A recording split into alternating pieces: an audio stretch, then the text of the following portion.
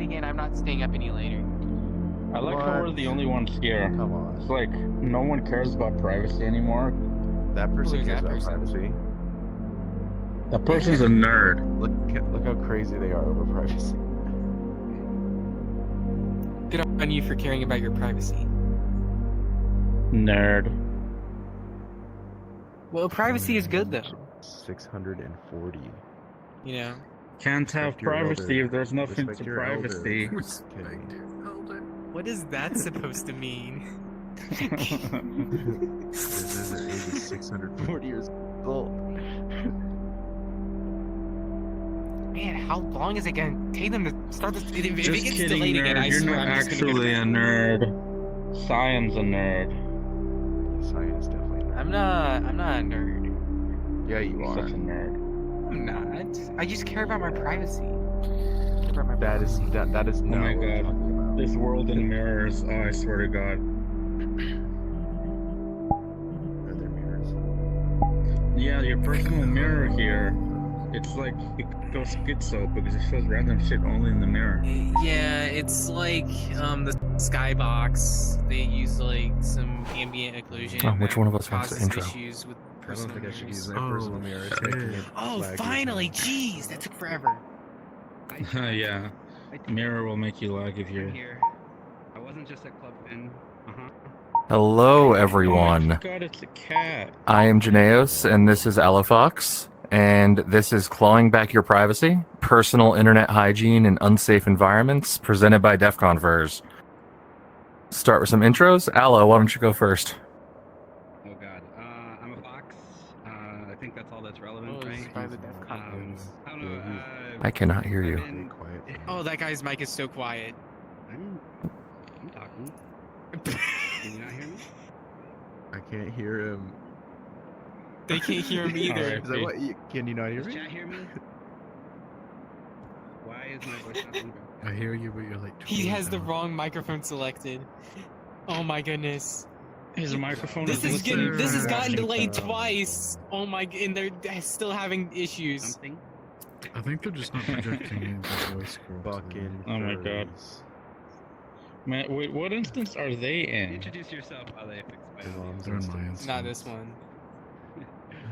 They're in this one? I all of a sudden cannot hear I said not anything. this one. So, Oh, Oh no. yep, got it. So, sorry about that. My VR is glitching. My name is Janaeus. I am a site reliability engineer and production engineer with about 13 years experience, going on 21 years experience total, 13 as a manager. I have been a hacker for hire. I'm also the vice chair of DEFCON, where I've been active for since 2019, I believe. Yeah, 2019. Yeah. Hello. It's my. Okay. No, He's not the making it worse. Oh my microphone. goodness. This is kind of embarrassing. I mean, This he's- is like it's a- one of the only ones I it's was looking about forward to, privacy. and they. It's a, Man, he's he's a privacy privatizing dude. his voice. It's like privacy. It's not, you know, Does he have microphone does he expert. have the what's it called, like the headphone mode on or whatever that makes it so? No, Voice that or only does it to distance? other. Well, but they're standing like right next to each other. It shouldn't be doing that. And oh, he's gonna rejoin. Oh my goodness. What's the dog doing? Is it something? I wish we were in his instance so we could give him emotional support. Hello. Be like, it's Hi, okay. hello. Would you do that? How's How's Maybe you? some of them. You good? Yeah, we could throw tomato. I'm too good. A little bit of It's super both, late for little me. bit of I both. joined off the desktop Like, because I skill wanted to issue, really but see the it's spiel on okay, the it's series panel. okay. Happens to the best of us. Skill issue. Oh you my can get goodness, they're down having there. technical difficulties. Oh, how did I know this was gonna be the case? To be like, this is the fair, one this is place- like the only one that they've had technical difficulties with so Well, I'm far. like, this is I the think. one where That's the only That's one where not they can technical afford to. difficulties. because it's the There's last straight one they could just skill push it issues. back. Panel demonstrations. Look, Larry's gonna The tell guy- Let's listen to it. Wait, he got in the Today on my TED Talk, Oh my goodness. Is your laptop on? today on my TED Talk, I'm gonna talk to you about He's I can like hear, I the can one hear guy Kane there. better than the guy. What? That's actually, but the one guy on there is like he must like have his desktop mic selected while he's in VR, so you can barely hear what he's saying, and they can't figure out why. No one can figure that out for some reason. Could you hear me while I was doing my TED talk? You were clearer than the guy in the presentation. Let me select my mouse and apply this input. That way I can do gestures. I'm being petted. I was actually yelling Is your into the laptop on mic yet, to make Ryan? sure. You were heard. You can just walk on the stage. Dang, people are really respectful when you have to pay $45 to be here. You get your $45, you use your $45. It depends on when you paid for it. I thought it was $35 at max. How the hell are they getting up there? Right now it's $45. What? They said it would be standard pricing would be $35. They like bumped it up this year. If you're thinking about last year. No, I'm talking about this year. It was $25 for early bird. It was $30 for pre-reg, and it was $35. I don't know. You might be Hello, right. everybody. Hello, for the first time tonight. Okay, we're good now. They're back. Uh-huh. Hooray. Yeah. So let's try this again. This is clawing back your privacy, personal internet hygiene in unsafe environments, presented by DEF CON Furs. I'm Janaeos, this is Alofox, and we'll do some quick intros. Yes. Hello, everybody. I'm Milo-Fox. I am VR chat Fox most of the time, but in my day job, I'm an information security engineer at PlayStation, and I've been doing a lot of like web application security stuff before that. I've always been interested in kind of like OWASP type stuff and figuring out how things work under the hood. And so that sort of led me into that career field. And it kind of plays into where I'm at today with interests, aside from all the convention stuff. How about you, Janice? Wait, you do stuff besides conventions? Hi, I'm Janaeos. Yeah, no. I've been in tech now for about 21 years. For about 12 years of that, I've been a SRE manager, site reliability engineering manager, and production engineering manager. I've spent a lot of time not only dealing with security, but also the compliance and audit and, privacy side of the house. I've been involved with DEF CON Furs now since 2018. I've been the vice chair since about 2020. And I've been doing DEF CON for 12 years now. Wow. So that's my exposure to the security field. It's been a minute. Yeah, so just quick Opening shout out. ceremony. This panel is Apparently brought this to you is by like the DEF first CON time where we Furs. can go wrong If or you've anything or get attended probably massively before, delayed. you might have attended our panel last year crazy. where we kind of talk Although about it's all a that in lot DEF CON it's, and hacking in no general. So this is just a quick slide just saying who we are as a group. If you're interested in information security and are furry or just anything kind of maker like that, feel free to join our Telegram group where you can, it's like a big open group for everyone in that interest. It's not just about those attending DEF CON. And that's where the community is, and we do cool things sometimes. And also, there's it's some really not disclaimers. about DEF CON. There's a lot of people in that group who've never been and have no intention of going to DEF CON. It's really just for hackers with tails. Hackers with tails. Hi, cute butterfly boy. You want to cover the disclaimers? Sure. So some quick disclaimers, just get out of the way. So this talk is sponsored and organized by Hack Your Lives. We are the 501c3 behind DEF CON Furs. Alofox and I are both board members. Everything we're going to talk about is our own opinions and our own thoughts. Nothing has to do with any of our employers. We won't mention who our employers are. If you find out, it has nothing to do with them. And most importantly, we're going to talk about some really real hypothetical situations in this talk. We're going to talk about possibilities of what might happen. Some of it may be a little graphic, so this is your trigger warning ahead of time. There's not going to be anything too racy, but we are going to talk about some real, potentially somewhat dark situations. Also, first step. Current geopolitical topics. Yep. Allo, do you want to? I'll cover the history of hacking. So, let's talk a little bit about hacking and what it is and where it came from. Popular culture will have you think that hacking really is just about computers and, your stereotypical guy in the hoodie hacking into the bank from his laptop. And while there is certainly hacking that looks like that, that's not what all hacking looks like, and that's not even where hacking started. On this slide, we're showing a bunch of different artifacts of the hacking era long lost. And most importantly, in the upper left-hand corner, you'll see this little whistle. And what that whistle is it was actually a toy from a Captain Crunch box. And what that toy could do was emit a tone at exactly 2600 hertz, which it just so happens could be used alongside a payphone or a landline to make free phone calls. And this is largely considered the history of, or the genesis of modern hacking. It's called phreaking or telefreaking. That's with a PH. And in fact, the number 2600 and the name Captain Crunch are both really iconic now in the hacker world. Also on the slide, you can see just some other viruses and things. If anybody can tell me what that thing in the top center is that's below 20, you'll get a free cookie after. And the one on the right if you're below 30. But we have...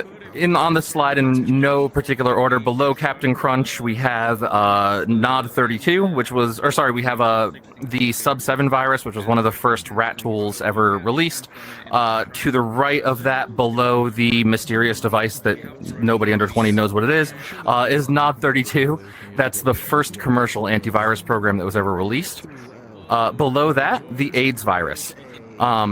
Somebody actually said in chat, 300 baud audio coupled modem. Good job. Below that is the AIDS virus. This is actually from the 70s and is the first known ransomware in existence. And at the time, because there was really no internet, at least not one that most people had, to unlock the ransomware computer, you would have to send a check to a PO box in, I believe, the Cayman Islands. And they would send you back a code that you could enter to actually unencrypt your stuff. If you want more information, last year's talk was actually mostly about the history of hacking. This is just a condensed slide. In the upper right-hand corner of the slide, you'll see a QR code that will take you to the YouTube video for...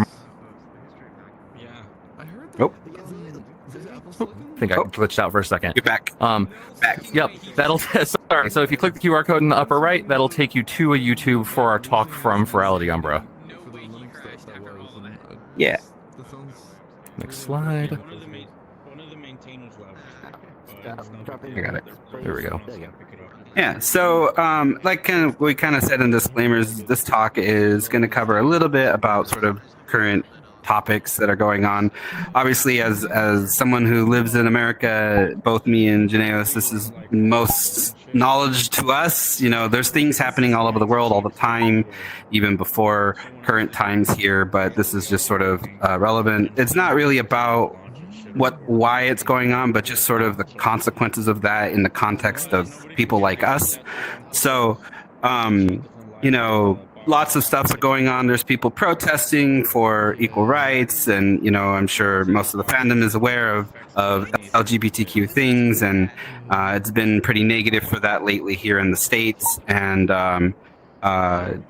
having an opinion on these matters has put you subject to extra scrutiny when entering this country, which isn't something that I think even most Americans have had any experience with. A lot of us don't travel outside the country just because it's so big. And so this might be commonplace for others who have come to America before or gone to other countries across the pond, where the country they're entering might be a little bit more strict on what you're allowed to engage with. it's now becoming a thing here when a lot of my friends that normally come to United States for furry conventions are afraid to come to the US. They've canceled their flights. They're unsure if it's worth the risk of crossing the border just because of all the crap that's going on, right? And so there's a lot of scrutiny for having differing opinions, differing interests in your life, and whether or not you see existing as politics or just trying to be yourself, the consequences are real. And so that's where it kind of ties into this talk about privacy. What the main focus here is, what can you do to be more secure with your own information in a way that allows you to kind of have a little more say in who finds out things about you when you might be in a situation where it's not in your best interest for that to be all out in the open, like when crossing the border. Yep. So the core of what we're going to be talking about today really is about how to think about what kind of security and what kind of privacy you need to engage with day to day. Everyone has a different threat model, and we'll talk a little bit more about what we mean by threat model, but at a high level, it's the idea of what you need to protect and from who. You won't be seen by your neighbors if you never go outside, right? So the analog here is if you have a computer that is unplugged from power, unplugged from the internet, and never gets on, is used, then sure, nobody's going to hack into it. But what you're trading is the ability to use that computer. Similarly, if you never go outside, your neighbors are never going to see you, but you're also never going to go outside, right? And so we have to balance that risk with actually being able to engage with our lives and nourish ourselves and meet our needs. And not to mention, security is stressful, right? Like, having to think about these things is stressful. And so you want to find a balance where you can reduce stress from consuming too much of a security agenda, right? So figure out what your actual threats are and what you can actually do about it. There's a lot of things that are happening today that simply are not in our control. We're going to talk about the things that are, so that you can take reasonable, logical steps to protect yourself, your data, and your identity in 2025. So let's talk about building your threat model. There are really 5 key steps of the threat modeling process. First thing is define your safety requirements, right? What is it that you're trying to protect, and what is the situation in which you're trying to protect it, right? For an example, I'll just use traveling, right? Let's say you are traveling outside of the United States or outside of your country to another country, right? So what are the safety requirements? You have your phone, right? You want to protect your private conversations on your phone, and let's just start with that, right? Identifying the likely threats. For whatever country you're going to, you are likely going to have to cross a border. You are going to have to answer questions from customs, and you may be asked to surrender your devices. Cool. There's your likely threat. Well, what's the threat assessment? Well, we know that when you're crossing most international borders, you actually don't have a lot of the same rights to privacy that you might enjoy if you're in the country, America included. The border is what's known as a constitution-free zone, meaning that even though at a normal traffic stop or in your normal course of action day to day, you can't be forced to give up your password. At a border, you can, or at least you can be forced to give up your password or deported back to your country if you refuse, right? So that is the assessment of the threat. Cool. So how do we mitigate that? Well, there's a bunch of things, and we'll talk about a couple, but maybe for you, the answer is I'm just going to wipe all my Telegram. I'm going to delete Telegram from my phone because that's where I have all of my dirty images and all of my private conversations that I don't want them to read, and I'll leave everything else. Great. You've mitigated the threat. And then you can confirm that, right? You can go through the border, you can hand over your phone, they don't see Telegram, and you get let into the country, right? Obviously, if you have the chance to confirm offline and in a dry run, that's preferable. In this case, you may not get that. I got you. There we go. Thank you. I don't know why the button grayed out for me now, but I'll take it. Yeah, I love this picture. So this is an example threat model, and this threat model belongs to someone you may have heard of. His name is Batman, also known as Bruce Wayne. So going back to the model, right, identify what the threats are, right? What are you trying to protect? So first, Batman's trying to protect his home, right, the Batcave. He's trying to protect his trusty servant, Alfred. His emails, because he's emailing with the commissioner constantly about, what it is he's working on and what they need him to do. And his texts, right? He's texting Robin, and, he doesn't want those texts to get out. Who are we protecting them from, right? We're protecting them on the right-hand side from the police. The police are really interested in, potentially getting into the Batcave. They might be interested in his emails because some of them want to charge him with a crime, right? Maybe they want to get to Alfred because Alfred is a way to get to Batman. The Joker is interested in all of this, right? Would love to have any information he wants on Batman. And even journalists, right? Journalists would love to get their hands on Batman's email and texts. Sorry, reading the chat. Neo and Nia, I agree. So how do you protect these things, right? Well, the house and Alfred, or the Batcave and Alfred, protect with a security system, right? Alfred is in the Batcave has a security system. Cool. What about emails and texts, right? Well, you can hide your location for emails, right? And not be, as well as texts, and make sure they can't geolocate you based on those.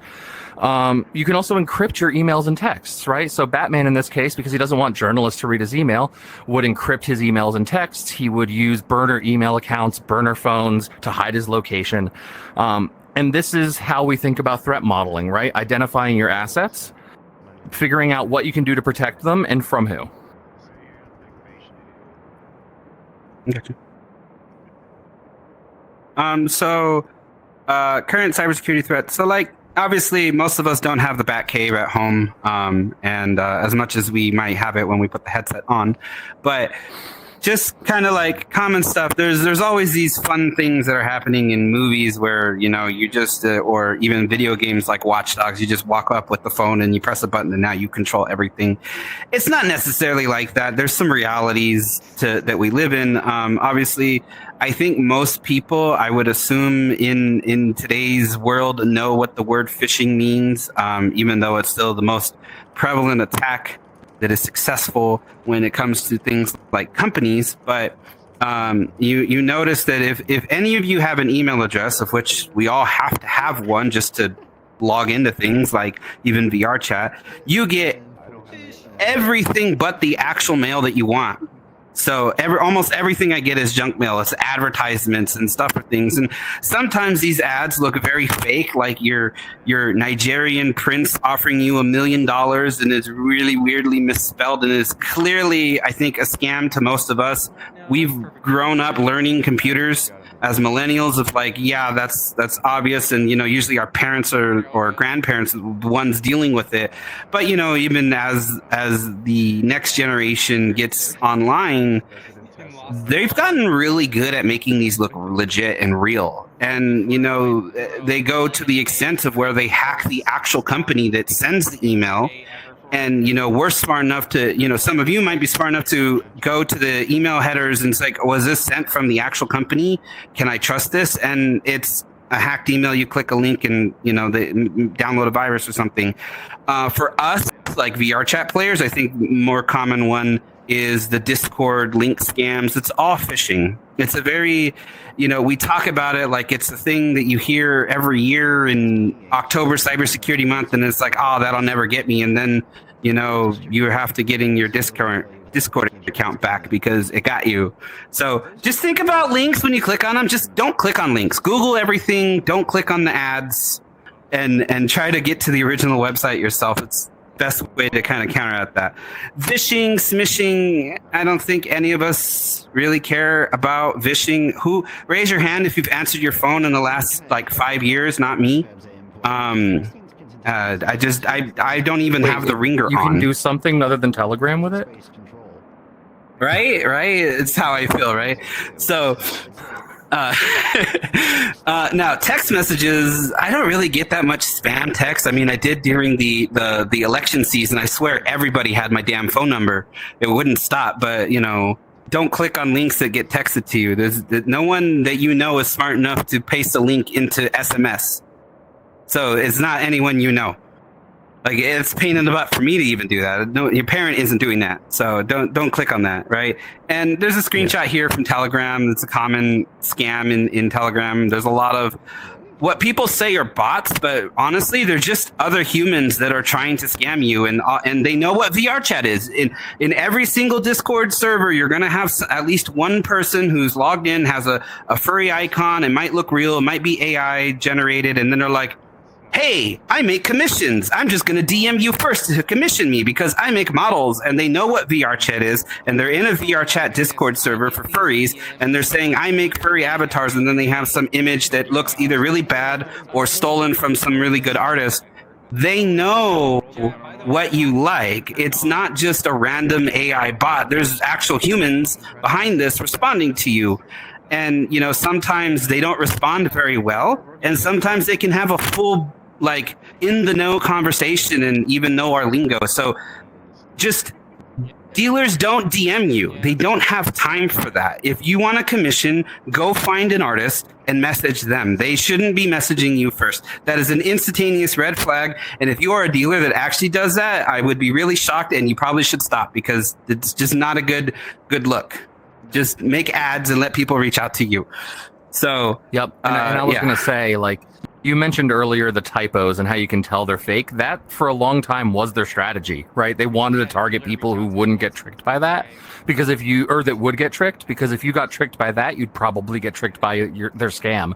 And as Aloe said, as the next generation, as our generation is now the one being scammed, they've changed their tactics, and now they're learning more about us. And especially with technologies like AI, it becomes a lot easier for them to figure things out and for them to pretend to be someone that they're not, right? So be very vigilant. Yeah, and so, I mean, I already kind of touched on this before the slide showed up, but yeah, Discord compromises are very common. And, you know, they come in waves, and then there's like, at everyone, beware, you can just look this way and get hacked, and maybe it's a little sensationalized, but the point should be stop clicking links, especially if they're DMs. Just never click a link. Turn off your privacy settings. Just ignore everybody who's not your friend. I won't beat on that a little more. You want to cover this one? Yep. Sure. So most of what we're trying to protect from and what we're trying to protect really falls generally under the category of surveillance, right? Because surveillance is the act of observing someone or something to get some sort of information, right? Some of the things that they may want to surveil might be your devices, right? Your laptop, your cell phone, your smartwatch, your VR chat headset, right? Cameras. There are security cameras in most public places, right? You may even have cameras in your house. If anyone ever gets interested, go to Shodan. They have a search for unprotected IP cameras, and you can just start looking inside random businesses and houses. Facial recognition, right? Getting somebody's biometrics. There's a lot of systems now that store those, right? Especially workplace systems. If they can get that information, they can use that to then compromise systems that also use that information. Communications, right? Your telephone, if you do use that for phone calls and SMSs, but also for your apps that you use on it, right? Telegram, even things like websites you visit, that can be used as blackmail and as collateral against you. Social media, right? If you post something on social media, it's there forever. It doesn't matter if you go back and delete it. It's been archived. It exists, and that can be used to build a profile on you or to blackmail you. You know, posts, emails, cameras, kind of all the same thing. Medical records and health apps, especially in, you know, today in America, but for a long time in many countries, advice to AFAB people, assigned female at birth people, is to not use things like period tracking apps, right? Or not to use like prenatal or pregnancy tracking apps, because if you have to get an abortion, now that data is there that you were pregnant, and they can use that to construct a case against you for something like abortion, or worse, if you have a miscarriage, right? To say, oh, well, you had a baby and now you don't. What happened? Even if you had a miscarriage, that's traumatizing. Possessions and personal effects, right? We talked a little bit about the borders. We were talking about threat modeling. When you cross a border, it's a constitution-free zone. Anything that you have with you, any devices you have, can be searched thoroughly, and if you don't comply, the best you can hope for is getting put on a plane back to your country. It could also be being put in a holding cell or being imprisoned. Bank and credit card records, right? This is tale as old as time. If we can get your bank or your credit card, then we can just take all your money and spend it. And yeah, your bank may protect you, but in the meantime, we spent all your money. And then affiliations, right? This is a big thing. Churches and religions, right? Whether it's, Muslims in America or Jews in certain countries, even Christians in a lot of countries are persecuted. Like, you can be persecuted for your religious affiliation. You could be persecuted for your race or ethnicity, right? We've seen waves of that in America. We've seen waves of that around the world. For being queer, right? This is the furry community. Most of us are some part of the LGBTQIA spectrum. And right now, there's not a lot of places in the world where you can safely broadcast that. And of course, like, I could cover a list, and if I didn't mention, the specific minority that you identify with, that wasn't a slight. There's only so much room on the slide, but you get the picture. There's just so many reasons that somebody could be persecuted or be victimized, essentially, and that surveilled information used against you. Yeah. So, before I kind of get into best practices, Another thing too with surveillance, just wanted to touch on because it came to mind.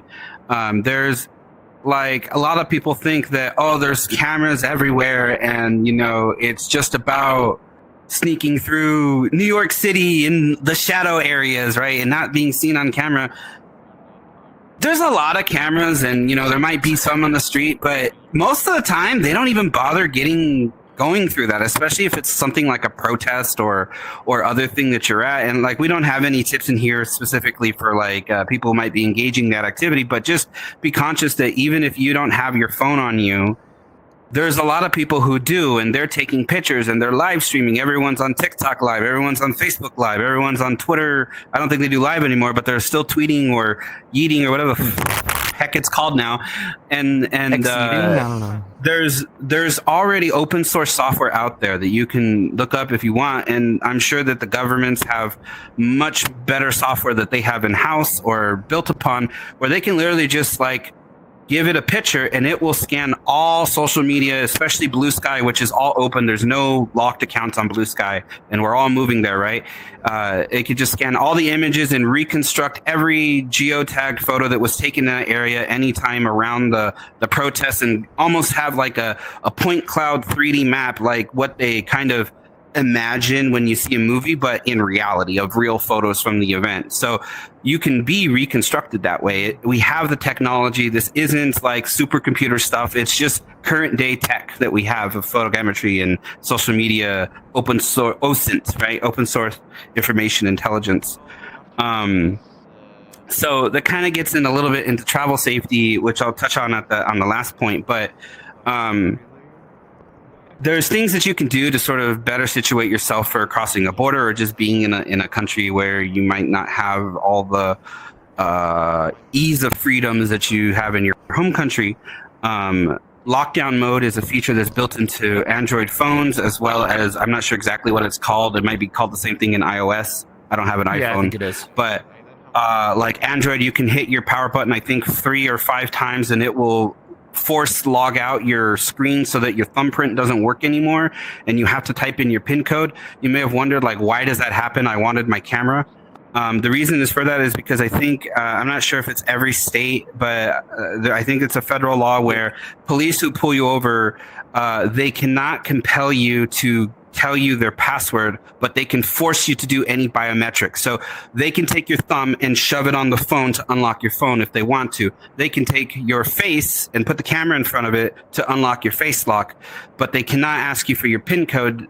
Now, what they're allowed to do and what they, might just do anyway because they can, that's besides the point. But just what they're allowed to do, that's what that lockdown mode does, is it prevents your biometrics or your face from working on the phone without the PIN, kind of like when you first boot it. And then it's actually it's the Fifth Amendment protection, right? The reason they can't compel your password is because they can't force you to incriminate yourself, so they can't force you to say the contents of your mind. It's the same reason you can't be forced to testify. So it is federal. It's every state in the U.S. That does not necessarily apply in other countries.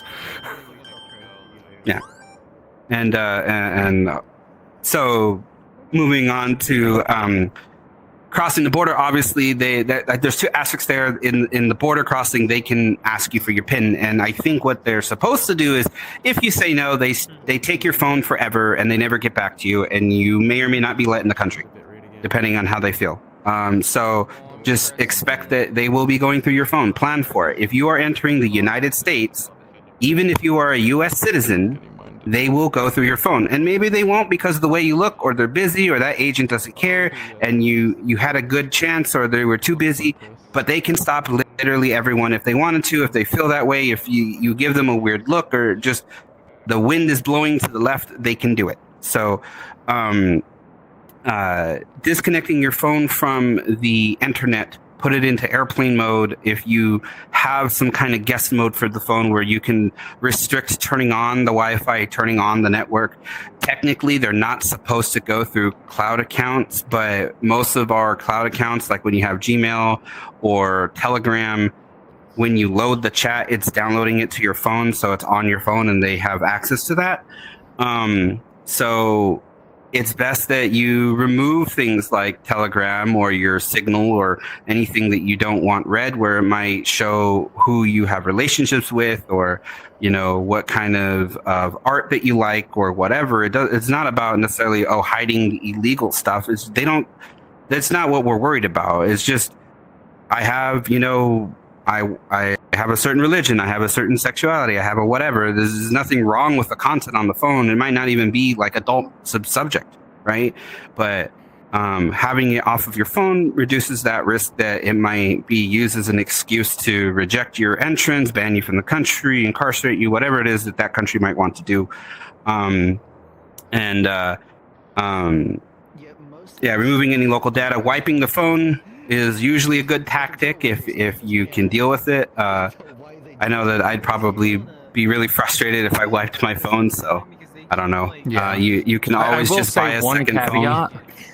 Yeah, one caveat with this and the burner, though, is if you show up to the border with a phone that obviously has nothing on it and it's never been used, they're going to know it's a burner, and they can use that just as easily as justification to deport you and deny you entry. That being said, they still won't know why, so that may be a safer option for some people than showing up with your real phone. A lot of Android phones and iOS phones let you transfer data, and you could just say only transfer text messages, because honestly, who do you even text? It's just your parents, and they don't care about that, right? Treat your family in SMS and leave that on the burner phone as a copy, and keep your Telegram off, right? And then avoid posting negative social media about the country, right? There's been plenty of news of I know that there's millions of travelers, and only one or two of them are on the news. It's not about the statistics, it's just about the possibility, right? There was someone who tweeted negative things about our current president, and they used that as a reason, as an excuse to reject entry or do whatever they did to that person. And it's just a lot of the software that we have. I've heard talks at DEF CON where there's just profile things on you where it can face recognize you and go search social media to see if it can find your Twitter. If you've ever posted a selfie online, it might find your account and see that you've posted stupid shit. If you're logged into your social media on your phone, they don't even need to go looking. And it's not like the agent is necessarily spending 2 hours going through your phone manually. They might still do that, but they all can just plug it right into the phone, and they have a computer that just scans everything and looks for what they want to find to review, right? Kind of like the X-ray machine. So there's a lot of tech that they have to make the process really efficient for them to ruin your day. And so don't make yourself an easy target. I'll pass it back to you for a moment. Let me get a drink. For sure. So what are some of the things that you can do? And a lot of these are going to be really basic. Obviously, as you build your threat model, you'll want to do research and find some more advanced things. And we'll talk about a couple of them. First off, unique passwords for everything, right? Password breaches are an hourly occurrence these days. I think if anybody here goes to like Have I Been Pwned or any other site and types in your email address, you're going to find at least a couple places where your password's been breached. And the danger here isn't necessarily anything to do with the site that got breached, right? Let's say you're a member of some forum and it gets breached. It was breached anyway. They have your info. But if you use that password on your banking website, right now, whoever breached the site has your password. They can go try it at a million sites. There was actually one time I got, I think, 10,000 emails in the course of a couple hours from people trying my email address and password at different sites and registering accounts, right? If you use a unique password everywhere, you're not going to run into this issue. And store it in a password manager, right? If you're going to make a unique password for everything, you need to have a way to recall those passwords on demand. Use 1Password or use KeePass or use Trecerit. New one that I found that I actually really like is Keeper, right? Just don't use, what was the one that, LastPass. Don't use LastPass. It's had way too many security issues. Just personal opinion, stay away from it. KeePass XT is my favorite. Uskenso, yes, that's what I use on my machine. And it's also, that's the one of these that you have full control over, right? You store it in your own cloud, so your own Google Drive or whatever, and nobody else has access to your data. Those passwords should be strong. So besides just being unique, they should be strong. And this guidance is general guidance. There's a bunch of different ways to make strong passwords, especially if you have a password manager. Yes, correct, horse battery staple. You want to use different character types, right? Have at least a minimum character count, I'd say, of 16 if you can get away with it. Some sites won't let you. Don't use characters in similar locations, right? Don't just repeat characters. Don't end your password with 111.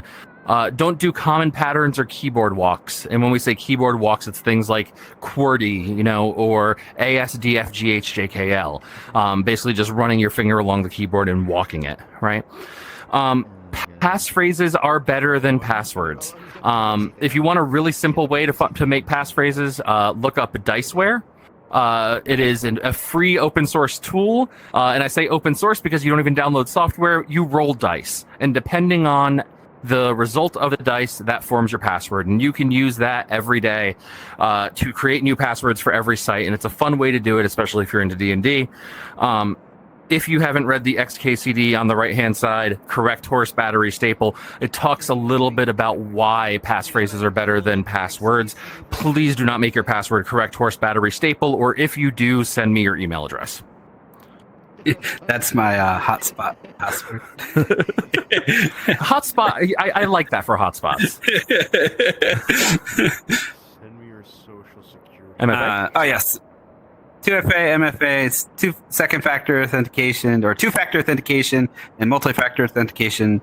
Some of you have heard of this before, but just for those to give everyone coverage, it's just having like multiple ways, multiple things, so that if one of your factors of authentication, like your password, is compromised, whoever compromised that will probably not have your second factor unless they are actively phishing you for it. I'll cover that in a moment. But basically, these are usually fall into three categories. Something you have, like a physical YubiKey. I have YubiKey. There's other stuff like that. I think there's a Google... The Titan something. Yeah. And Google Authenticator or Authy is a common like app-based thing for the little 6-digit code that resets every 30 seconds. That's TOTP. You have to have the phone or the device that knows that number in addition to the password, right? Or you have to plug in the USB key in addition to the password. Something like there's another category, something you are, and that's usually your biometrics. So there's like scanners that can scan your entire hand print of the shape of your hand and how your fingers and everything is there, which is really unique to you beyond a thumbprint. Obviously, everyone should be familiar with thumbprint readers. A lot of our phones have figured that out. I don't know if Apple has, but I know that my Samsung screen works on my Android phone finally through the screen thumbprint reader. Yep. And Apple has the face scan. You know, what do they call it? Retina. The retina scan. Retina scan, yeah. But it's not retina scanning, right? It's just your face shape. It's not scanning your eyes. They call it retina because, it's so high quality, but it's not a retina scan. I think it's like Face ID, right? Face ID, that's what it's called. Yeah. So it's scanning the shape or the topology, to use VR chat, model, whatever, the shape of your face. It's counting your polys of your bone structure of your face to unlock your phone. And, and even the MacBooks now have the fingerprint sensor, and that now can be used as a passkey or as one of your factors of authentication. Yeah, the thumbprint reader. The thumbprint reader. One thing I will say as a warning on 2FA, your web browsers now, especially Google Chrome, will offer to be one of your factors. Unless that is protected by something like a fingerprint or some other way of unlocking it. And I think somebody was talking about this in the chat. Don't do it. That means if somebody's sitting at your computer, they have access to your 2FA, right? You really want to make sure that if you're going to be using 2FA or MFA, that somebody can't grab one thing and have access to multiple factors. Yeah. Also, don't use their password management. It sucks. Yeah, in the browser. You say, we'll ask you. No, it like literally harasses the heck out of you. I can't log into anything. It was like, do you want a passkey? Are you sure? It looks like you click cancel. Really, please make a passkey. I'm freaking annoying, I swear. Anyway, yep. I'm very happy that it worked. They disable that. Yeah. There's two other like biometrics that are used. I've only ever seen it in movies. Unless you work at some government facility or high tech place, you probably don't have a biometric that's based on your voice or your actual retina scan, where you put your eyeball in a scanner. Shout out to my Splinter Cell fans, where we as part of the first game, we just shoved some guy's head in the scanner to open the vault, right? But anyway, the last category is something right? Which is your password, your social security number, which I think that's more of something everyone knows, but they don't count that as a category. And so I'll move on. So best methods, right? I 100% endorse YubiKey or similar type devices. I am not sponsored by them. I don't have any affiliate code, but I've always used the YubiKey to do most of my 2FA, and it's pretty universally supported by all the password managers. And you can even install like a PAM module if you use Mac OS or Linux, where you can use it as a similar to like a CAC card for logging in. And I'm sure there's a way to use the like CAC card feature of Windows to make sure that like you can't even type your Windows password in without the YubiKey in there. That's probably more aggressive security than most of us are willing to put up with. But I love that. The second favorite thing is obviously not Google Authenticator, but TOTP. So using an app like Google Authenticator or Authy. Authy's been annoying because they got rid of their desktop support, but I do use it that way. If my phone ever explodes, gets ran over, dropped into the ocean, whoever, I can, back up my phone onto a new one and log into it and recover all of my keys. That might be a risk to you. If you don't want to do that, just use Google Authenticator. It only works on that single device. But those are definitely preferred over texted 2FA codes. Just don't use them. Avoid them. There's a lot of reasons to. Just don't use them. If you are being texted a code, it should only be as a better than nothing result. If they don't offer TOTP, where you scan a QR code on your phone with an app, that's definitely 100% better. There's just a lot of risks with that. And then obviously passkeys, WebAuthn are a thing. And, as you mentioned, that means that now anyone with your physical computer has your credentials. It's as though they've taken the key out of your pocket when they're using it. So maybe you never your laptop never leaves your site, and that's, good for you. But again, if you're crossing the border with it, then they have it, right? And if you're leaving it at home, then somebody else has it. So, yep. I always throw in Hans. You gotta love Hans, right? Friend on the login screen, right? You should be using this. In fact, I don't think you can't not use this. It's now enforced by default. Maybe there's a way to turn it off, but don't turn it off. Use 2FA on VR chat. There's no reason for you not to use this, because It should be easy for you to log in, and I know it makes it annoying for other people to log in, but you shouldn't have anyone else logging into your account. That's how stupid things happen. Just don't share your dang VR chat account. Learn what Unity is for 10 seconds to click upload. Let your friends set up your avatars, but just do the upload yourself. That way you don't have to share your password. They don't have a good way for us to share don't let people log into your account. I know it would be nice if there was like a shared token that you could give someone to upload just a single avatar or something, but we're not there yet. Maybe in the future. But for now, don't share your password. And, there's third-party apps like, what was it? I always forget what it's called. VRCX. It's very popular. Oh. You are trusting the people who wrote that software to never be hacked and have malicious stuff put in their code. You're also trusting that your computer doesn't have anything on it that would go and find where those credentials might be stored. So I'm not saying that using VRCX is dangerous in itself. A lot of people use it. It is a very useful software, but it is adding to your risk profile, right? You are saving valid credentials on your computer somewhere for that software to work. It doesn't leave your computer, but anything that has access to your computer could potentially access those files. So this is not a slight towards VRCX or any other third-party software out there. It's just saying, hey, for that to work, it has to have something on there. I think very briefly cover this, and we'll take one or two questions. There is a Discord chat. I don't think anyone's using it, but we will look at Twitch chat. We have just a few minutes left here. Yep. So really quickly, you can't go on the internet without seeing a VPN ad these days, and they promise you the world. They will tell you that if you're using a VPN, nothing you're doing and it can be tracked, and you're protecting yourself from every hacker, and it's just simply not true. A VPN is a virtual private network. They are really good for certain things, especially if you use one for work. They're a really great way to connect yourself to the work network. If you're on public hotspots, cafes, coffee shops, things like that, being on a VPN can protect you from snooping on that hotspot, right?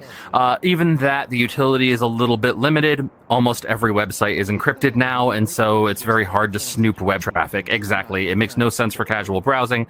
It's really meant for work, right? Also, if you're on a VPN and you go log into your Facebook account, you're still logged into your Facebook account.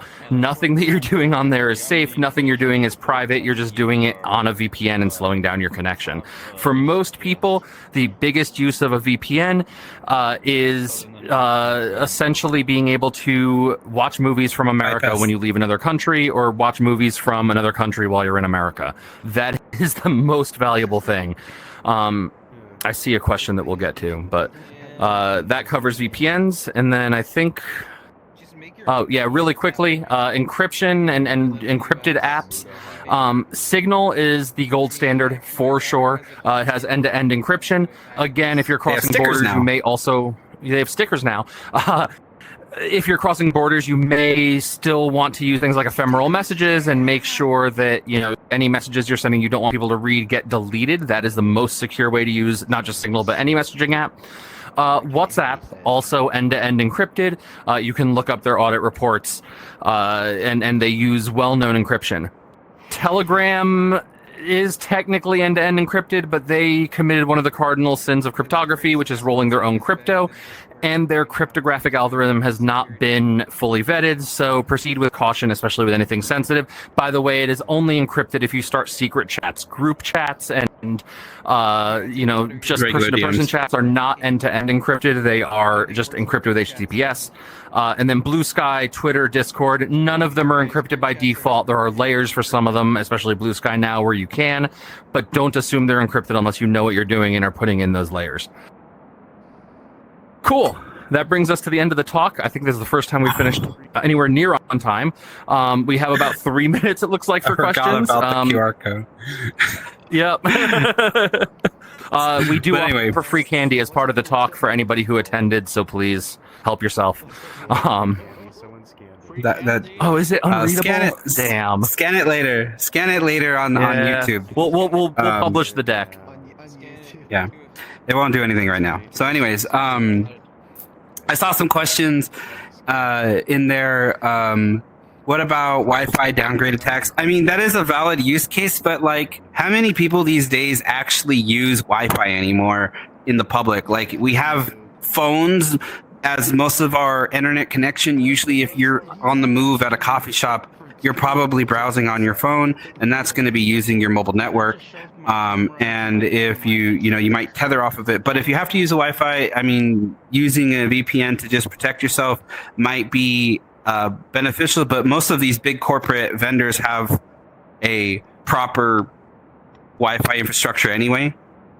Right? Cisco AnyConnect. If it's like a Starbucks, if you're going to Joe's Taco Shop, maybe it doesn't have the latest and greatest Wi-Fi capability, but most of these big corporate things, it's all managed anyway. Yep. Yeah, most of them now isolate their guest networks. That was not the case 5 years ago or so. Another question that I saw was if someone that was plugged into the same router as you could read your traffic. Typically, no. It really depends on the configuration of the network, especially if you're on a guest network. And again, if you're browsing the web and doing casual browsing, everything is encrypted with HTTPS for the most part. So the only thing that they're going to be able to see potentially is the initial connection and where you're connecting to. A normal user would not be able to snoop your browsing session with just a cable. There are things they could do potentially, depending on their level of access, but not just the cable. How to hire a pen tester? I think they mean pen tester. Like penetration tester. I don't know. That might be out of scope. Yeah. for this talk. I saw someone saying that they were now even more concerned to come to the U.S. Based on what you said. You have an elevated risk, right? It's covered in the news, and maybe it might be sensationalized a little bit. But there are thousands of travelers coming here every day, right? Maybe more than that. And obviously, they're not detaining everybody. They're not stopping everybody.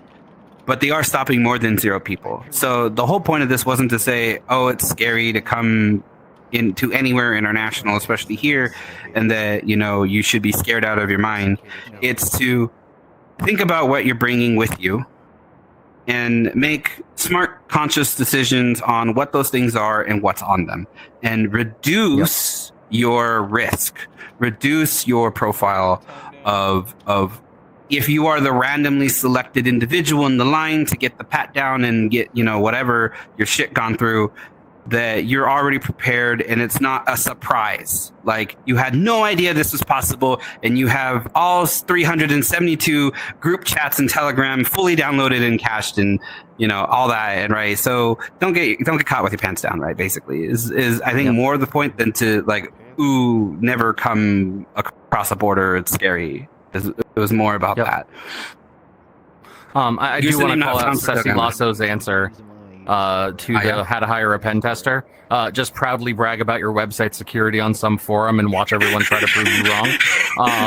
I think that is probably the most effective way to do it. Thornfox, the username, if for some reason that's not working, the username is DefConFurs on Telegram. It's just a chat. It should work. I thought we tested it yesterday. DefConFurs on Telegram, all one word. And I think that brings us to time. Last parting thought, yes, a lot of what we talked about is a little bit scary. This talk is not meant to scare anybody away, like Alofox said. This talk is meant to empower you and let you think and reason about real common sense things that you can do, logical things that you can do to keep yourself safe when you put yourself in situations that maybe are riskier than you may think. So please don't be discouraged by this, right? Think about your threat model and come up with some action plans that you can use to protect yourself. Yeah. So, thank you everyone who sat along with us, listened to us ramble a little bit about why you shouldn't put stupid things on your phone. If you're going to put stupid things on your phone, use Signal. It looks like there might be 1 or 2 more questions in Discord. We might reply to that after the talk, but thank you everyone for coming, and hopefully you get some sleep before tomorrow, and of course Club Fin is still going on, so see you guys around. Thank you everyone.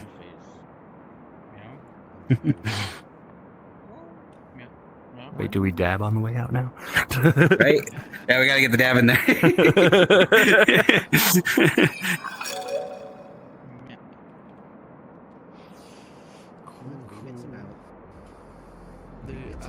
had hoped they would get my question.